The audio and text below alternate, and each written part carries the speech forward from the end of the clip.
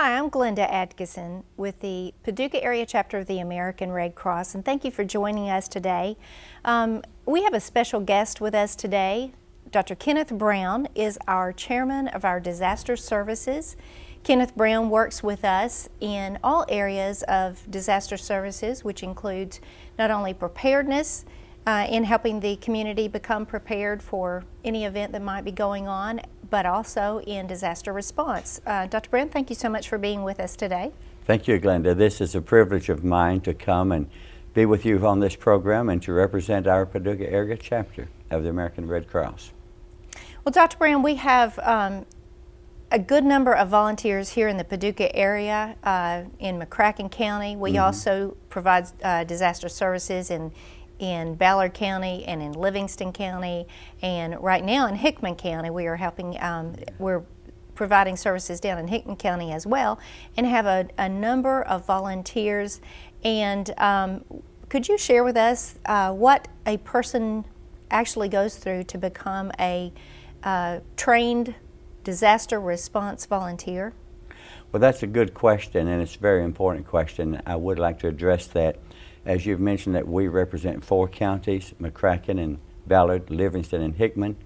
To become a member of the American Red Cross and be on the volunteer team, we have a challenge to reach out to the communities of those 4 counties and recruit volunteers. And we recruit them by giving them information and education about the American Red Cross. And then if they are interested and they follow through, they submit an application. And with their application, then we give them a schedule of opportunities for disaster classes that they can come in and be trained for. And they can receive orientation of the American Red Cross, the mission statement of the American Red Cross. I think one of the strengths of a volunteer with the American Red Cross is they have a desire in their heart and a compassion for other people, to serve other people in times of disaster, in times of personal crisis, and be a strong representative of the American Red Cross. It's an exciting opportunity. Recruitment is there, preparedness, training, and we just invite any person who's interested to contact our Paducah area chapter, and we'll help to orient them and get them trained and help them to locate or find a slot of their particular interest. There are many areas of the American Red Cross where a volunteer could serve. Well, and certainly it's interesting that a person can come into our chapter and regardless of their background or their interests, whether it's clerical, maybe they want to help just answer the phone, maybe they want to help with correspondence to the community. You know, if it's for example, a teacher, maybe a retired teacher, we have slots for someone and are actually looking for people that would be willing to help in educational capacity in training children, how to stay safe and prevent disaster situations such as fires, and how to stay safe, what to do should they find themselves in that kind of situation. But anyone can plug into the chapter, and so I'm so glad to have you focusing on those people that would like to become a disaster response volunteer. Can you tell us a little bit about how you became interested in the Red Cross and perhaps some of the situations that you have seen, some of the experiences you have had that has impacted you and has caused you to become such a dedicated volunteer in our organization? Well, I am quite interested in the Paducah area of the American Red Cross, and my first acquaintance with this chapter came indirectly. For a number of years, when I heard or saw a symbol about the American Red Cross, the first thought that would come to my mind would be about the blood donation. And that was actually the extent of my awareness of the American Red Cross. I know that sounds quite naive at this point, that I would know so little about the American Red Cross. But following the crisis of Katrina, my wife and I were serving with our Kentucky Baptist Convention Disaster Relief. And we responded to their call up for volunteers to go to the Gulf Coast and to serve there. And so we were serving on a feeding team with our disaster relief, and then adjacent to us we learned that there were partnerships with the American Red Cross Disaster Relief.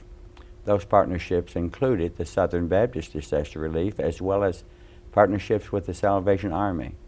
And so as we worked alongside of them for the time that we were down there in mass feeding, my wife and I just had a keen interest in looking into what our local chapter at Paducah really was all about. And so when we returned from Long Beach, Mississippi, I contacted our local chapter, the Paducah area chapter, and made some inquiries, and they told me how simple it is. And it was just so simple. They asked for an application, and we were talking about disaster preparedness and disaster prevention and disaster response. One of my avocations for a number of years now has been emergency medicine. And so I've served as a paramedic as well. And so that gave me a keen insight to serving or ministering to people in times of need or crisis. And my wife and I both have a compassion to do that. And I found a real opportunity with American Red Cross to plug into that and to identify with those who are hurting and to actually make a difference and give something back to the community that we've received so much from. Right now our chapter is focusing, of course, in those things that you are talking about. How do we help people that are hurting in a situation of a disaster? As we've discussed previously on this show, so often we respond to a single family fire that occurs more frequently than any other type of disaster that we work with. However, there are times where we have tornadoes. Certainly, as we know, we've had a recent earthquake, and we know that this area is prone to seismic activity. But any type of thing can happen, whether it's flooding, in any type of disaster. And our chapter needs to be ready to take care of people should they be evacuated from their home, be displaced because of a disaster. And we are looking to the community and asking the community during this period of time to contact us if they would be willing to have their facilities used as a temporary shelter should we need to do that. There are times that we have so many families that we need to open a shelter, have a place for people to go. But when we have to open a shelter, there's so much more involved than what people realize. Yes. And it takes a lot of preparation. Can you share with us not only what kinds of preparation is involved in opening a shelter, but also what type of training is involved for the volunteers that would work, and what kind of volunteers do you need? How many volunteers do you have to have in order to open a shelter? Well, those are very interesting topics for discussion, and as you said, our most frequent type of disaster in our area has been house fires, and most often those are single unit fires. However, if we had a multi-unit fire that affected several apartments and several families, then in all probability we may need to open a shelter. We've been very fortunate in our area to have been spared the devastation of disasters, at least at the magnitude of some places near us. So I think the question is not if, but now the question is when. And so we continually try to present disaster preparedness to the community, disaster education opportunities and courses. But to get to your question, how do we open a shelter, or what is involved in opening a shelter? First, we have recruited and enlisted volunteers who are willing to be trained and prepared to serve. And then they go through some specific classes or courses in that preparation. And a decision would be made when to open a shelter and where to open a shelter.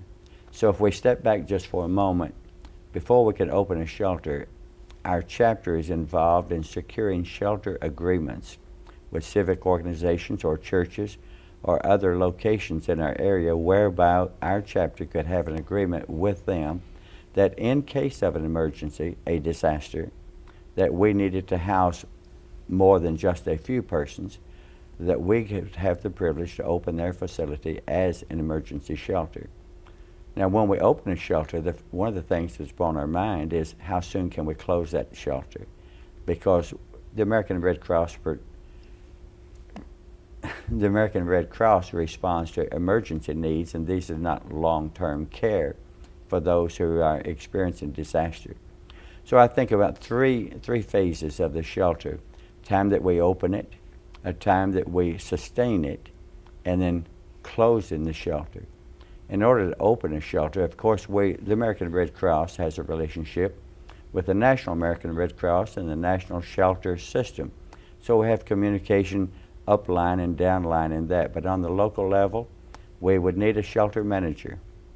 And then we need X number of persons to serve on staff of a shelter, and those would include persons working in registration to process the persons coming in for shelter, whether they be individuals or family units. And then we would provide shelter and feeding. We'd have persons trained in those areas. We'll provide health care and mental health services as well. And we'd also provide security for them, that they might have a safe haven and that they might be cared for while they continue to process their plans of what they're going to do next. And our Paducah area chapter offers classes in mass care, which includes sheltering and feeding, and provides for them the opportunity to be trained so they can specifically know what their responsibilities and opportunities would be. Well, now, in the near future, we are having a shelter simulation exercise. This is something that will be going on in our community and with our chapter volunteers. Yes. Can you tell us just real briefly a little bit about this shelter simulation exercise that will be going on and why we are having this? Well, this is exciting, and this is we've had some other tabletop exercises before, but this upcoming exercise is going to not only include a tabletop preview, but following a couple of hours of tabletop scenario to discuss what has happened and what we need to do to prepare to open the shelter. Then we're going to move from our chapter to a local site where we will establish that emergency shelter, and our volunteers will assemble at that place, and we'll have our equipment from the Red Cross chapter and our trailers, and we will just set up the simulation of an actual chapter and walk through the process as we would if it was being set up following a disaster. This will be an excellent opportunity for myself and for each of us as volunteers to have hands-on training and experience, and it's going to provide for us a wealth of knowledge and information so that we can be effective in responding immediately to the needs of our community. Well, Dr. Brown, thank you so much, not only for being here today on the show and sharing with the community all the things that go into, well, some of the things that go into preparation for disaster response efforts by the local chapter of the American Red Cross. But thank you for that, and then thank you for all that you do for our chapter. All the time that you spend as a volunteer, we certainly appreciate that, and want to invite any of you in the community that are interested in volunteering for the American Red Cross. Perhaps you'd be interested in the training courses that are available in disaster response. The local chapter underwrites the cost of all of that training, and you may contact the local chapter of the American Red Cross at paducahredcross.org or by phone at 270-442-3575, and we would welcome anyone that is interested in becoming a volunteer to give us a call. And again, thank you, Dr. Brown, for being with us today. Thank you, Glenda. It's been a real privilege. Thank you very much. Thanks.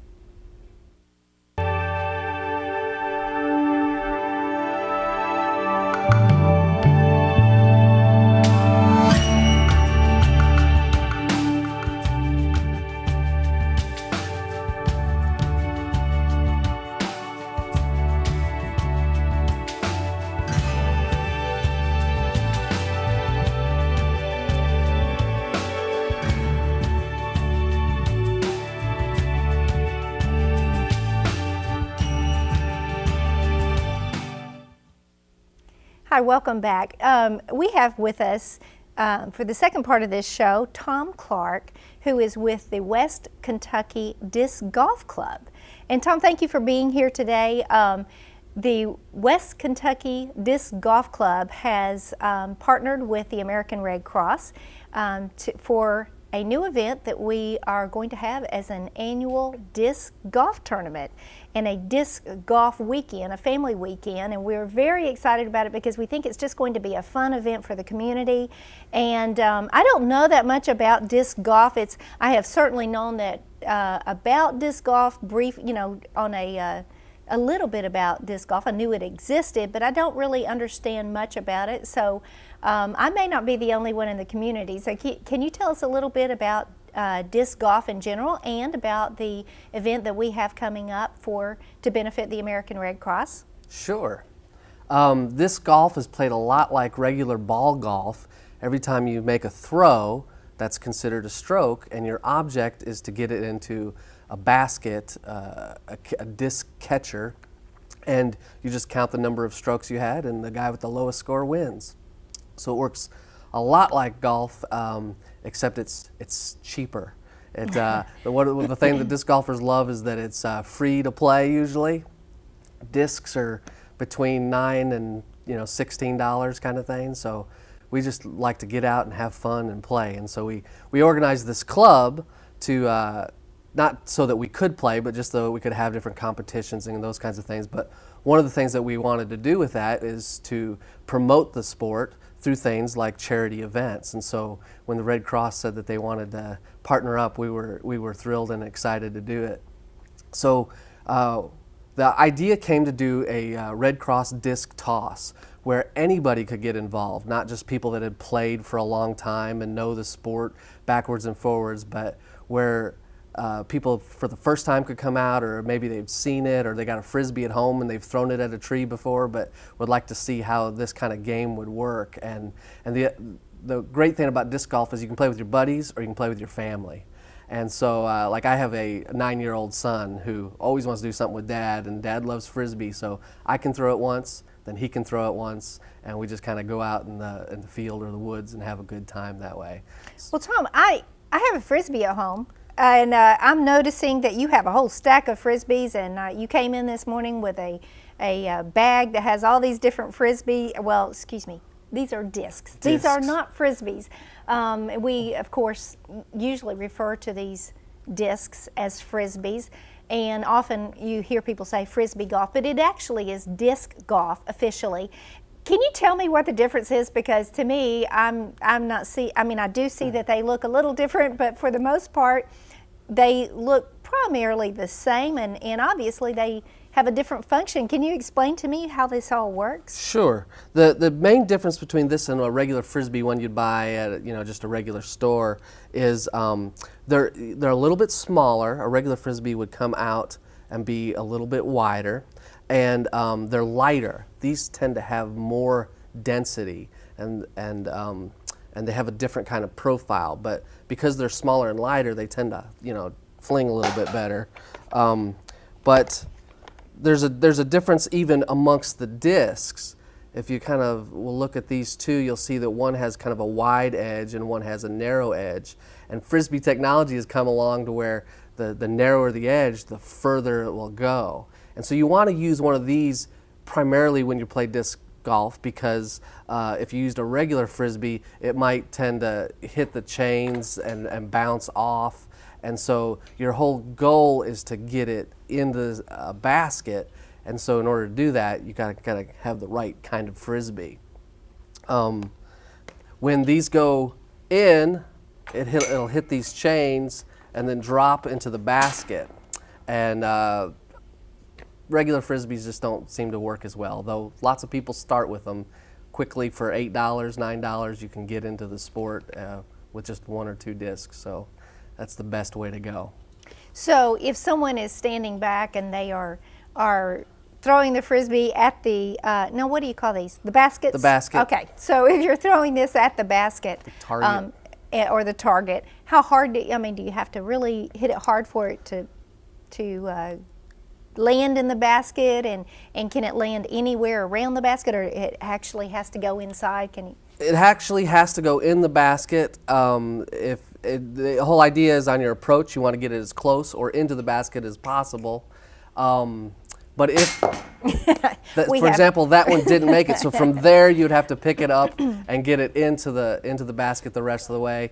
If it landed on top, it wouldn't count. Unfortunately, the only place that counts is inside. Sometimes you have to take several shots of trying to get it in there to make it count, and that's what makes it fun and Okay. frustrating, just like golf. So and it can come from any different direction, I suppose.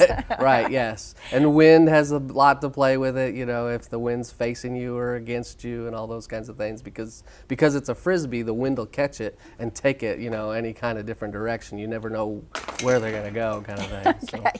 So is it like regular golf? You pretty much need to stand behind the putter so you don't have discs flying at you? Exactly. It works just like golf in the sense that you're always supposed to stay behind the person who's furthest out. Otherwise, you can get hit in the head. And because these aren't like the regular Frisbees, they're a little harder, a little sharper, they do leave a mark. Okay. In June the 21st and the 22nd, which is a Saturday and a Sunday, is when we are going to have our Red Cross disc toss family weekend. And can you tell us why we've called it a family weekend? Well, the whole idea there is to bring out the whole family. And for the morning part, we're going to have a doubles with kids, kind of like what I explained with my boy, where you just get out there for free and just kind of learn the game and enjoy it. A parent take one toss, the kid take the next toss. We're also going to do a little putting competition, just to get people used to what's going on here. And so those things are just going to be fun, just an event for the entire family to come out. And then we'll kind of get gradually towards a little more serious competitions. And then on Sunday have what's considered doubles. If you're familiar with golf, we're going to randomly draw teams, and those people will play, and whoever wins, takes home the prize.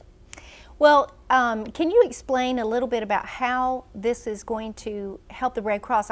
I think most of our viewers may be familiar with the fact that the American Red Cross is locally funded. We don't want a situation where everyone just hears about Red Cross doing fundraisers, because what we want people to understand is what we are doing in the community. We touch lives by helping people that are in the midst of a disaster.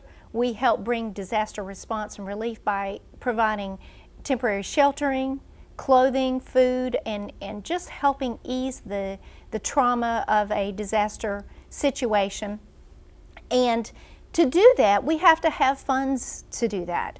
And this is just a fun event for the community that will also bring in some revenue that can be used for our disaster response operations. Can you tell us kind of how we're going to make that happen, that Sure. part of it? Lots of the little events will be about $5, and that's just to generate a little revenue, decide who's going to be playing. But also on top of that, we're going to have a special Red Cross disc that'll be just a limited edition to our event. So it'll have the Red Cross symbol in the middle, and there'll be a special fundraiser disc that a lot of the golfers and I'm sure Red Cross people and families will want to pick up. So that'll be part of the way they raise funds. But probably one of the best and biggest ways for the community to get involved is to sponsor holes, sponsor tee signs. There's 18 holes, just like golf, and we're looking for sponsors for each one of those. And so they can get involved by donating that way. Well, and certainly we have a very giving community, a community that is very ready to support people in our community that are in need. And certainly when someone has lost everything they have in a home fire or whatever the disaster may be, maybe it's disaster education and preparedness, they're very willing to give. This is one of the most fun ways, because this is just a fun event for the community, and we certainly hope that everyone will be involved. Now, you all are, as the Disc Golf Club, are going to come out and do a how-to clinic on Saturday. Can you tell us just real briefly about that, and maybe the Ring of Fire, because that sounds certainly like a fun event? Sure. Yeah, our club members are going to be out there to teach how to drive the right way, how to putt the right way. Though it seems like it's simple, it's a frisbee. There's just little techniques to pick up and to become more successful. And then we're going to all stand around a basket for the Ring of Fire event. All throw a disc at one time towards the basket. It looks awesome to have 30, 40, 50, 100 people throwing all discs at one time, and whoever makes it stays in. It's kind of like musical chairs with disc golf.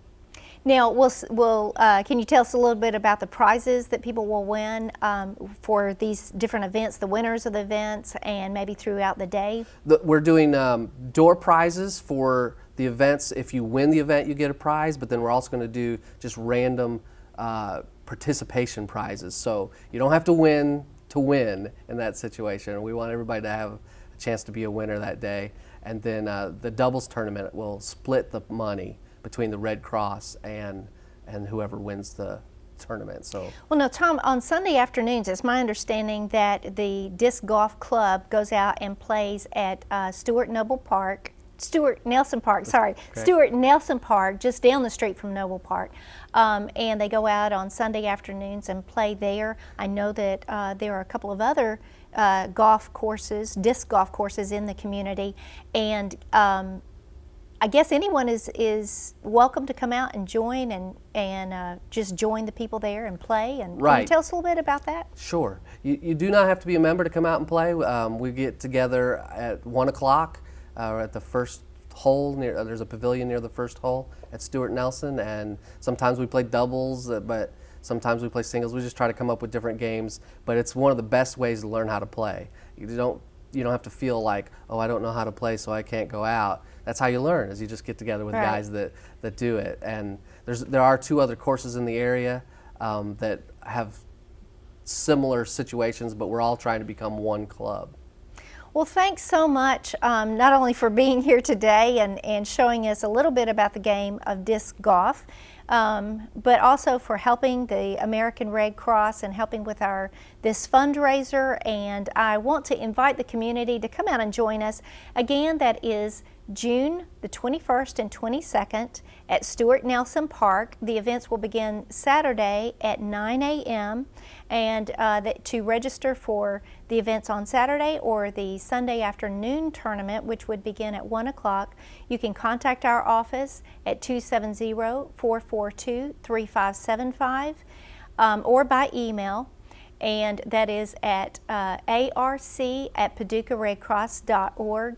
And we would love to hear from you. Certainly, if you would be willing to support the American Red Cross by sponsoring a hole, we'd love to have that. And again, Tom, thank you so much for being here. And come join us for disc golf. Thanks. Thank you for having us.